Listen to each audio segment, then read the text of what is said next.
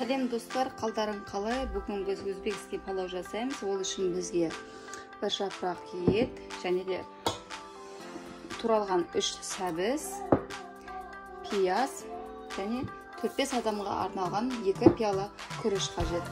Ең алдымен біз қазанымызға отқа қойып, майымызды қыздырып аламыз. Қыздырған майымыздың үстіне етімізді саламыз.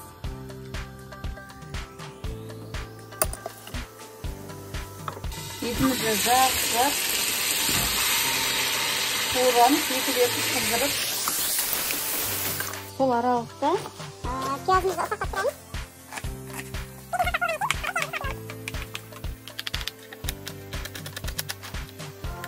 Етіміз жақсылап қуырылды. Енді үстіне пиязымызды қалқымаламыз.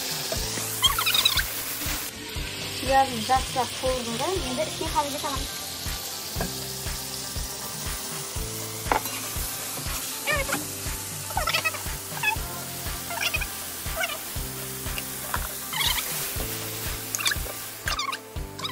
Bu aralықта 2 пиала күрішімізді жақсылап туғарамыз.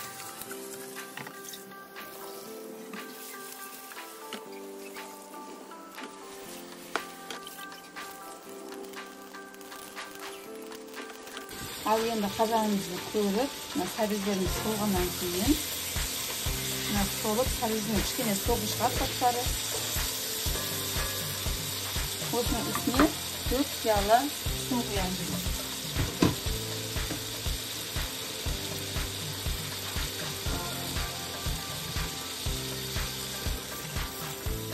Енді пиала осындай.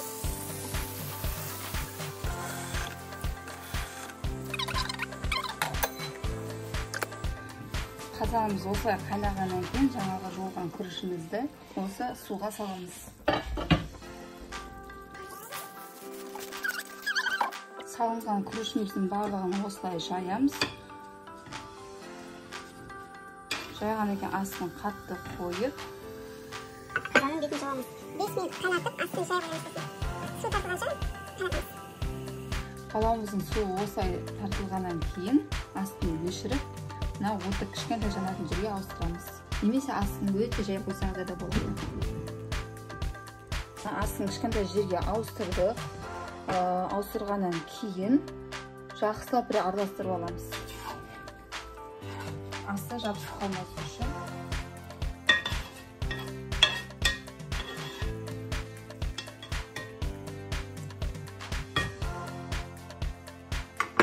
Сосын кішкене иіс дәм беру үшін мынандай болгарский және чеснокты мен бетіне қойып қоямын.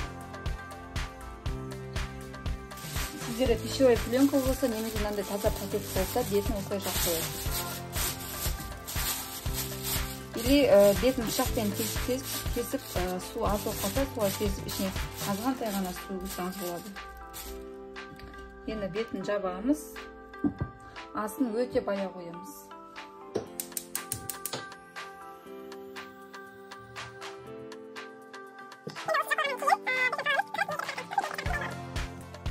Достар, мына менің палауым күшті болып, керемет болып шықты.